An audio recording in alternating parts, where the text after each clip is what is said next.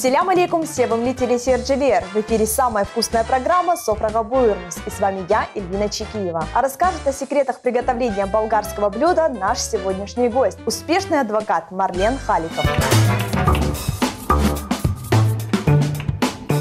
В современном мире работа юриста – это не просто профессия, это призвание и образ жизни. Ведь их главная задача – отстаивать справедливость и законные права.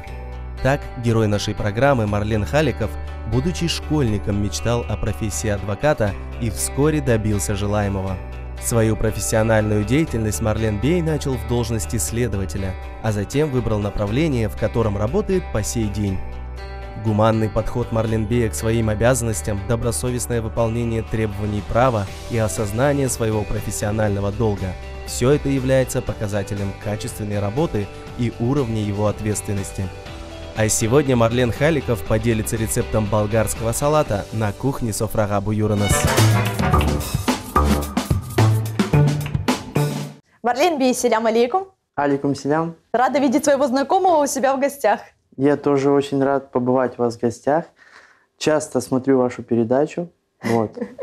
Мне очень нравится. И сегодня тоже вот у вас немножечко непривычно в такой обстановке. Сегодня не в кабинете, да, а на кухне. Но будем готовить с вами сегодня. Я знаю, что ты сегодня будешь готовить болгарское блюдо. Что это будет? Поделись. Да, такого не было еще. Сегодня будем готовить салат, который популярен в Болгарии. Это средневосточноевропейская кухня. Шопский салат называют. Хорошо. Какие продукты нам понадобятся? То, что мы едим в повседневной жизни, это огурцы, помидоры, болгарский перец, лук, оливки, сок лимона необходим, ну и специальная болгарская брынза. Да.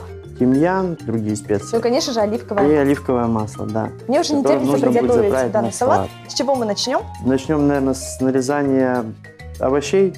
Нам нужны досточки. Так, Эльвина, я предлагаю, что я нарежу огурцы, а тебе предложу нарезать помидоры, если ты не против. Очень легкий такой приготовление салат, да? Вам необходимо нарезать помидоры треугольниками, да. Ну и я буду огурцы тоже нарезать треугольниками. Все овощи нарезаются треугольниками. Да. Здорово. Расскажи о своем детстве. Каким был маленьким Марлен? Детство у меня было интересное на самом деле. Родился я в городе Анапа. Родители переехали с Узбекистана туда, жили там определенное время. Ну, мне был годик, и, соответственно, мы переехали уже в Крым. То есть ты ничего не понял? Нет, я не понял, но я периодически туда езжу постоянно. То есть у меня там много знакомых, родственники остались. Так. Вот, поэтому, в принципе, люблю побывать там, особенно когда тепло, потому что там очень красиво все, цивильно. Вот. Ну, потом переехали, соответственно, в Крым. Пошел в детский сад. Кем ты мечтал быть в детстве? Честно сказать, изначально хотел быть директором колбасного цеха. Вау, почему именно колбасного? Не знаю, это до сих пор вспоминаю как-то, получается, что так. Но потом как-то все переиграло. Вот. Затем занимался спортом в свое время, в футбол играл. Как-то сложились так обстоятельства, что решил все-таки посвятить себя юриспруденции больше. В каком возрасте ты осознал, что ты хочешь быть в области юриспруденции? С 9 класса уже у меня был социально-гуманитарный класс. В принципе, я отучился и решил, 9 класс – это как раз то самое время, когда проводят тесты на профориентацию. Ну да, уже то есть формируются как бы определенные какие-то… Представления, да? Да, представления уже, что, куда. Ну, то есть вот, я считаю, что это нормальное время, когда уже необходимо, наверное, определиться, чем ты хочешь заниматься в жизни, немаловажно, кем ты будешь уже по профессии. И главное, по жизни человеком оставаться, вот это основное. Остальное все это… Остальное все будет. Все будет, да. Главное, чтобы было желание. Поэтому вот с 9 класса как-то социальный гуманитарный класс был у меня. Каспирович была сильный юрист Республики Крым. Ну и как-то она вот привила определенную любовь к юриспруденции. После этого вот решил я заняться этим делом. Кто тебя поддержал в начинаниях? Мое решение, оно было принято мной самим, поддержали, сказали, кем хочешь быть. Ну, то есть это твоя жизнь, ты должен сам решать. Ну и как бы на то время это, в принципе, была престижная профессия, перспективная. Ну и как-то... Сейчас пользуется спросом.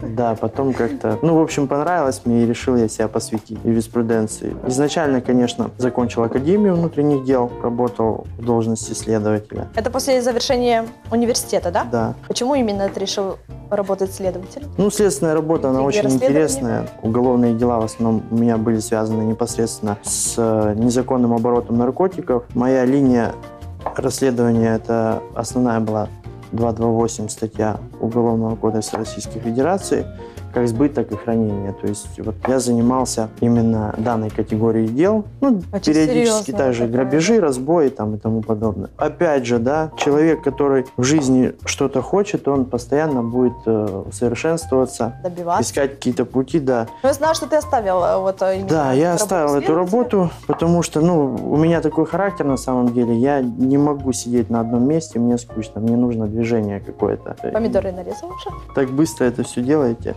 Ага. Как развивалась дальнейшая жизнь, Марлен? После работы в следствии, соответственно, я переехал уже на недолгий срок, скажем так, в Московскую область. Мне предложили там... Как можно было оставить родину? На время я как бы не уезжал надолго, постоянно возвращался. Вот. Ну и переехал туда, работал там заместителем генерального директора в строительной компании. Сложная была работа? Нет, работа была, в принципе, для меня интересная, какое-то нововведение. Как получается... К сожалению или к счастью, в итоге меня снова потянуло на уголовные дела. Я решил, что необходимо вернуться. Ты решил сам вернуться, да? Да. Либо было отсюда предложение какое-то? Нет, я решил сам просто немножечко уже изменить подход свой. Вот, и решил стать адвокатом, да. Сейчас мы с вами продолжим. Я предлагаю вам нарезать перец, а я нарежу лук. Выберу желтый цвет. Перец мы нарезаем ломтиками. Отлично. На твой взгляд, какую книгу должен прочитать абсолютно каждый человек? На самом деле книг интересных очень много. Я бы, наверное, посоветовал из последних то, что я прочел, это книга Роберта Кийосаки «Богатый папа, бедный папа». Очень люблю эту книгу. Да, книга на самом деле очень интересная. Она рассказывает о финансовой части, да, то есть бизнес, финансы и тому подобное. Очень интересная книга. На самом деле, прочитав ее, даже в процессе прочтения начинаешь уже задумываться по некоторым моментам определенным. То есть, поэтому я бы посоветовал Применяешь прочитать. ли ты знания, которые ты прочитал в книге, в жизни? Все книги, которые я стараюсь читать, анализирую, конечно же, и применяю уже на практике где-то просто для себя делаю какие-то выводы. К некоторым книгам, которые я прочитал, отношусь не очень. Но в основном я читаю это юридическую литературу, которая непосредственно может мне пригодиться, для работы. Как-то так вот. Марлен, интересно узнать, из чего состоит образ адвоката? И важен ли образ адвоката вообще? Серьезный такой интересный вопрос. Согласна. Наверное, для людей образ адвоката непосредственно для клиентов, это у каждого свое понимание. В первую очередь, это порядочность. Я думаю, что в некоторых моментах они даже и педанты, у них должно быть все по полочкам. Однозначно это да. У каждого клиента какой-то свой, тяжелый вопрос непосредственно. Поэтому нужно каждому клиенту находить подход. То есть у каждого свои семейные проблемы какие-то. Кто-то, к сожалению, переступил грань, черту закона, и тому подобное. Поэтому в данной ситуации адвокат должен каждому подойти лояльно, взвешенно и помочь ситуации, которая у человека произошла в жизни. Это основной критерий, возможно. В любом случае, при подходе к определенному делу необходимо тщательно подготовиться, изучить материал, чтобы не обнадеживать человека. Мое мнение и как я подхожу к работе, я изучаю документы и говорю человеку реальную картину, реальную ситуацию. То есть не обещаешь ничего такого заумного? Нет, это, в принципе, неэтично будет обещать что-то, и тем более в рамках каких-то других диалогов. Поэтому, в принципе, только честность, только правда, корпоративность, порядочность. За какие дела ты берешься? Это в основном уголовное право, так как я работал следователем, мне больше интересно в сфере уголовного права. Я себя не ограничиваю, также занимаюсь и арбитражными делами, то есть у меня бывают суды и за пределами республики, то есть поэтому арбитражное право тоже в целом интересное. Приходится Это выезжать, экономические да, споры, да, между юридическими лицами. Вот. Но приоритет я отдаю все-таки уголовному праву, потому что это мой конек. Ты в Наверное, этом деле точно так же, спец, как да? вы.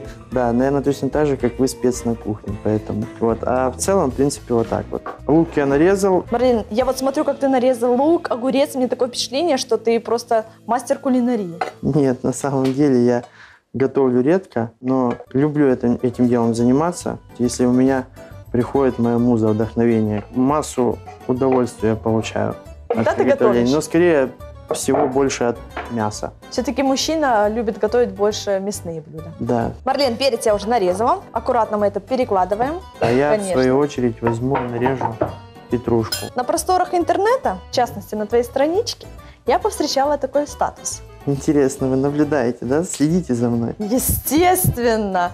И на мой характер найдется любитель. Это что такое? О чем это говорит? Ну, это очень интересная фраза для каждого, наверное. Она будет индивидуальной для раздумья. Вот. На самом деле, я человек с таким немножечко тяжелым характером. В плане чего? Вот я тебя знаю совершенно с другой стороны, как общительного, дружелюбного парня. Ну да, но иногда бывают моменты, что где-то я немножечко перенервничал, где-то немножечко переволновался, там, либо Да. еще что-то. То есть, как бы стрессовые ситуации бывают, да, по работе, и они не могут как бы не проявляться в жизни. Поэтому периодически бывают такие моменты, что выходишь совсем немножечко с равновесия, хотя это, наверное, неправильно. Вот. думаю, Но многие тем не менее, сталкиваются. все мы живые люди, да, поэтому как бы вот. И бывает, что характер у меня немножечко меняется. Но я стараюсь его сразу же на место приструнить. Поэтому вот иногда нервы успокаивают, кстати, вот нарезание овощей, к тому же, приготовление еды. На кухне Марлен, значит, у него какой-то был тяжелый день, напряженный, да? Ну, скорее всего, да, и как-то нервы можно успокоить этим. А если еще это будет не во вред, а в пользу, Мгм. хорошо подкрепиться после тяжелого дня, так тем более. Я вообще люблю очень вкусно поесть. Вот. Что ты любишь? Какие блюда тебе нравятся больше всего? Ну, в основном я люблю мясные. Вот салатики, это все как бы тоже очень неплохо, но очень люблю мясные блюда. Мясо на гриле. Да и вообще считаю, что мужчина должен питаться только мясом. Курица – это белок. Тоже очень люблю курицу. Вот, но больше люблю домашнюю, потому что покупная не Отличается совсем. все-таки, да. Поэтому вы уже нарезали, да? Да, я нарезала все так Сейчас красиво. нам необходимо сейчас выложить кружку. Вы мне очень сильно помогли сегодня, Ирина. Значит, пообедаем мы с вами сегодня вместе. Обязательно. Марлен, я вижу у нас оливки на столе. Ты Не любишь знаю. оливки? Да, очень вкусные. А вот я, если честно, не люблю оливки. Ну, специфический вкус, поэтому не все, наверное, любят их. Так, аккуратно нарезаем. нарезаем. Марлен, ну что, ты женат? Рассказывай о своей личной жизни. Нет, я не женат. Вы такой Как так? вопрос такой сразу сходу в лицо, да. Нет, я не женат еще. Надеюсь, что как-нибудь попозже. Обязательно, космет, все впереди у тебя, Марлен. Да, я тоже так считаю. Пока посвящаю время больше работе. В целом, надо и заниматься тоже личной жизнью. Согласна. Марлен, а какой должна быть девушка, в твоем понимании? Девушка. Девушка мечты. Наверное, если я буду говорить, то наша с вами передача затянется надолго. Но если немножечко Так. вкратце, то девушка должна, в первую очередь, что ее украшает девушку? Скромность. Вот, скромность. Вот, спасибо вам, вы мне не только в приготовлении салата помогаете, но и в ответах и советах. Потому что для меня это тоже важный такой Да. аспект. Скромность – это основной критерий. Мгм. Вот. Порядочность, конечно же. Девушка должна оставаться девушкой. Самое главное, Эльвина, это чтобы девушка умела готовить. Готовила вкусно и от всей Потому души. что путь к мужчине лежит через его желудок. Да, Эта фраза актуальна и на сегодняшний день. однозначно. Эльвина, я думаю, достаточно нам. У каждого свои предпочтения. Можно и больше, конечно, но я считаю, что нам этого достаточно. Хорошо. Так, Эльвина, сейчас нам нужно будет сделать заправку Так, из чего для она нашего состоит? салата. Значит, нам понадобится оливковое масло, лук, зелень и приправы. Ну и я сейчас лимон. Лимонный сок нам необходим. Хорошо. Так, нарезай Поэтому лимон. И тогда Я наливаю нарежу лимон. оливковое масло. В принципе, я думаю, половинки нам будет. Достаточно, да. Так, выжимаем сюда лимон. То есть лимон тоже, наверное, по вкусу. Так, что следом? Так, сейчас нам надо будет добавить петрушки, а вам предлагаю добавить лука. Хорошо, давай добавляем. Марлен Би, как вы относитесь к путешествиям? О, путешествие — это вообще история очень интересная. Я люблю в первую очередь путешествовать по Крыму, потому что по нашему Крыму можно путешествовать круглые сутки и напутешествоваться. Сколько угодно, да? Да, на самом деле у нас очень классный климат, воздух просто вот. Какие города любишь посещать? Города в первую очередь это, наверное, Ялта и Севастополь. Чем тебя привлекают эти города? Большие города, очень интересные, набережные красивые. То есть мне нравится путешествовать непосредственно там. Плюс музеи, ну вот это и Воронцовский дворец, и в Севастополе очень интересно всегда посетить какие-то заведения также. Ну, я люблю путешествовать. Это разговор может затянуться надолго. Вот. Да даже в Симферополе у нас много всего интересного есть. А за пределами Крыма? За пределами Крыма, ну, я также бываю в разных городах. Мне есть чем сравнивать как раз-таки. Вот недавно я был в Брянске, потом ездил.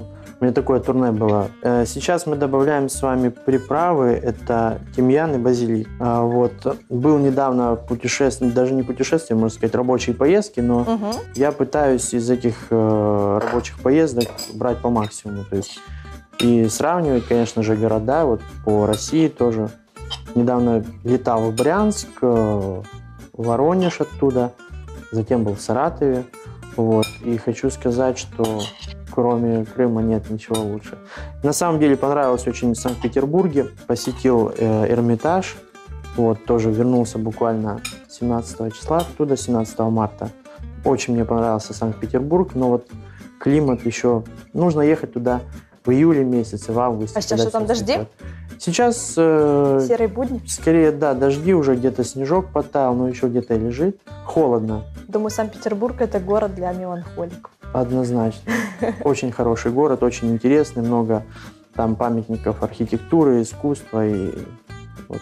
Очень хотел посмотреть по своей работе. Есть такое следственный изолятор «Кресты» называется. А что это такое?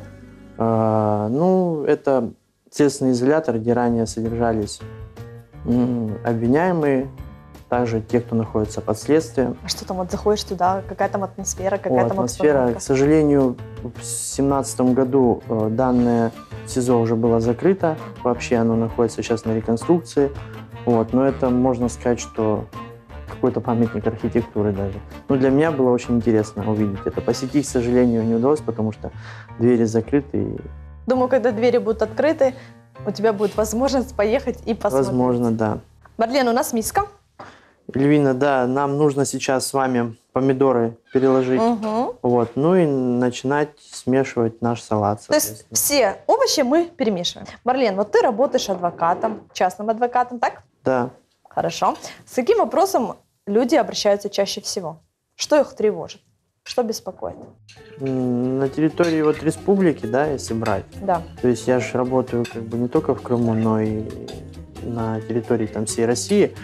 Вот. Если брать, допустим, Республику Крым, то основные вопросы, по которым на сегодняшний день обращаются, это оформление земли. Помимо этого, также бывают какие-то трудовые споры, да, в сфере трудового законодательства, увольнения и тому подобное.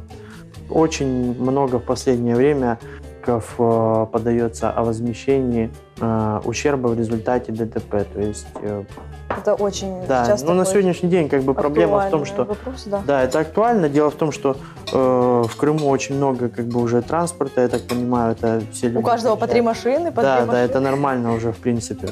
Вот, значит, все нормально, все хорошо. Вот. Приезжают с других регионов сюда, насколько мне известно, очень много с севера людей едет, потому что влюбляются в Крым с первого раза. Вот, климат, это все остальное, море, солнце, горы и тому подобное. Приходится со страховыми компаниями судиться, потому что не выплачивают в полном объеме, да, ущерб, который был причинен непосредственно там, доверителю в данной ситуации моей. Вот. Также какие вопросы? Ну, в принципе, вот много-много всяких вопросов. Также есть экономические споры на сегодняшний день. Это по договорам, там, по строительству, то есть договор подряда, договор субподряда, кто-то с кем-то не рассчитывается, у кого-то банкротства, то есть банкротство юридических лиц, распространенная тема на сегодняшний день. Это скорее связано с тем, что все-таки есть какие-то санкции, и, можно сказать, экономический какой-то кризис определенный. Вот, поэтому, в принципе, вопросов... Какие наказания в результате человек несет? Вот именно в этом направлении, если брать. Это Да, штрафы, думаю, да? Наказание, смотря о чем же мы говорим, опять же. Наказание в основном человек несет либо по уголовным преступлениям, либо по административным правонарушениям и тому подобное. А что касается гражданских дел, там, исков и тому подобное, то здесь просто идут споры между физиками, физическими лицами, между юридическими. Поэтому, в принципе, вопросов очень много. Но я вам не желаю, чтобы Да, у вас пусть это были будет закрыто для меня. какие-то вопросы, да, чтобы вас эта Согласна. ситуация не коснулась. Сау, Марленбей, смотри, как я замечательно перемешала Да, помидоры и вы очень огурцы. красиво сделали. Что сейчас делаем? Помидоры и огурцы мы с вами перемешали. Теперь, я думаю, нам нужно перемешать вот этот вот красивый перец. Давайте. Марленбей, как вам блюдо? Блюдо очень красивое, очень насыщенное, яркое, разноцветное такое. Я думаю, что оно очень вкусное сейчас. Эльвина, сейчас нам нужно добавить в салат наши специи дополнительно. Это вот ассорти из специй. Отлично. Специи я очень люблю. Я считаю, что специи, они к любому блюду дополнительно, во-первых, украшают его, а во-вторых, насыщеннее вкусы и ароматы. То есть у каждого свое предпочтение. На любителя. Но я люблю все острое и чтобы соленое было. Наши зрители могут в этом плане экспериментировать. Да, однозначно. Ведь у всех вкус разный, но мы готовим сегодня, Да, как любит Марлен. кто-то любит соленое, кто-то любит острое. Эльвина, нам сейчас нужно добавить также маслины наши, которые мы с вами нарезали. Вот этого будет достаточно немного. Хотя на самом деле можно добавить еще больше. Это тоже на любителя. И остается у нас самое главное, это... Мы почти на финишной прямой. Да, почти на финишной прямой. Это наша заправка к салату. Да, как раз таки эта заправка должна была настояться 10 минут. В принципе, время прошло, думаю, настало время перекладывать ее сюда. Прям запах, да, вот отсюда вот чувствуется. Еще Лимон. немного, и я заплачу. Так, давайте я помогу вам. Давайте. У меня есть такой философский вопрос, и я его очень люблю задавать своим гостям. Кем ты видишь себя через 5 лет?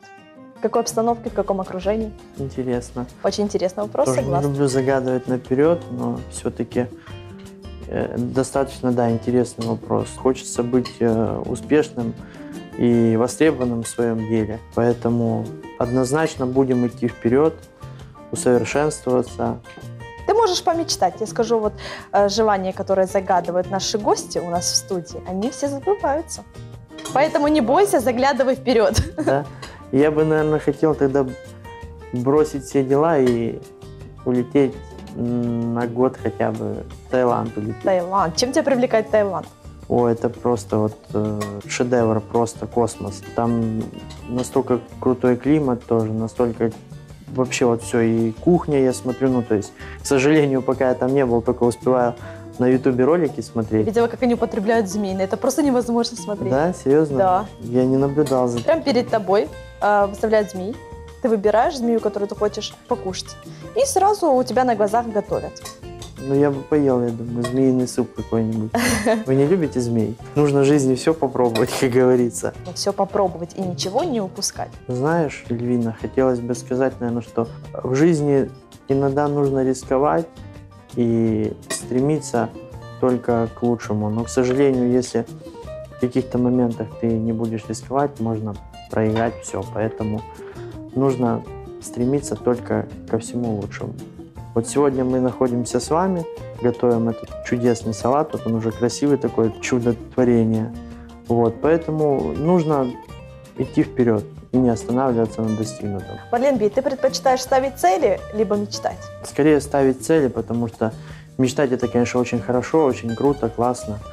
Но есть реалии жизни, поэтому нужно ставить цели, пытаться в определенные сроки для себя, которые ты поставил, конечно же, достигнуть данных целей.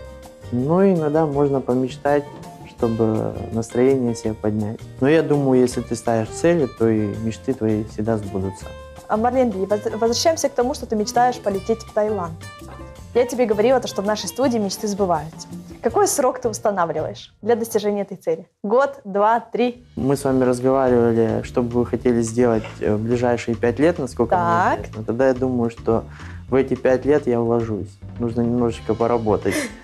Не совсем проблематично улететь в Таиланд, просто нужно К этому нужно найти морально время, подготовиться. да, морально Так же. подготовиться и улететь хоть завтра. Но пока я еще не готов морально, поэтому Хотела бы встретить тебя в течение этих 5 лет, и чтобы ты поделился своими эмоциями и впечатлениями из Таиланда. я согласен. Обязательно встретимся через 5 лет, а может быть раньше, и я поделюсь своими эмоциями и привезу какой-нибудь сюрприз вам с Таиланда. Обязательно. Главное, не змею. Какая красота у нас здесь, вы Марлен. вообще молодец, вы очень красиво все так сделали, перемешали. Старалась. Очень аппетитно выглядит. Сейчас нам необходимо добавить брынзу через эту терочку, я думаю, правильнее. В силу своей занятости, я знаю, что у вас немного свободного времени, как вы предпочитаете проводить свой отдых? Первое, наверное, самое хобби, это, я вам уже говорил, это путешествие по Крыму. Если хорошая погода, обязательно пытаюсь куда-то выбраться. Большим теннисом предпочитаю заниматься. Просто вот прекрасный вид спорта. Наш Наш салат салат уже готов. практически готов. А это говорит о том, что настало время презентации. Дорогие телезрители, вот, собственно, результат наших стараний. Замечательный шопский салат украсит любой праздничный стол. Очень замечательная работа. Подошли мы к приготовлению данного салата творческим подходом. Украсили очень красиво. Я думаю, что на вкус он такой же приятный, как и на вид. Марлен Бей, ваши наилучшие пожелания нашим дорогим телезрителям. Всем телезрителям, которые смотрели на нас, хотелось бы пожелать улыбок, счастья вам, добра, здоровья. Берегите себя, смотрите вот эту прекрасную программу и получайте удовольствие. Замечательные слова. Чох Сау Марлен Бей, что пришел к нам в гости. Вам, Саунас, тоже очень приятно было присутствовать сегодня и готовить с очаровательной девушкой. Время пролетело просто незаметно. И самое главное, что есть результат. Дорогие телезрители, желаю, чтобы наше совместное утро принесло больше радости, улыбок и счастья. Это была программа «Софрага Буйрлис». С вами была Эльвина Чекиева и Марлен Халиков. Аштатлоусон Кореш Кенджи.